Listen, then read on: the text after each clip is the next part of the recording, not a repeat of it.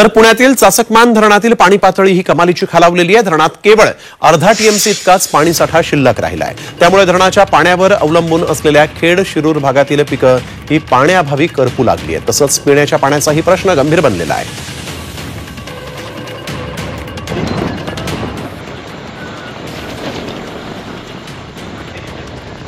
तर यावेळेस धरणाच्या पात्रातून आढावा घेतलेला आहे आमचे प्रतिनिधी हेमंत चापुडे यांनी। राज्यात तापमानाचा पारा प्रचंड वाढला असून सूर्य अक्षरशः आग ओकतो। अशा परिस्थितीत पाण्याची पातळी झपाट्याने खालवत असून मी सध्या उत्तर पुणे जिल्ह्यातील चासकमान धरणात सध्या आलेलो आहे। आपण या ठिकाणी जर पाहिलं तर 8.5 टीएमसी क्षमता असलेल्या धरणात आजच्या स्थितीला केवळ अर्धा टीएमसीच पाणीसाठा शिल्लक आहे। खरं तर भीमाशंकर खोऱ्यातील हे सर्वात मोठं धरण आहे।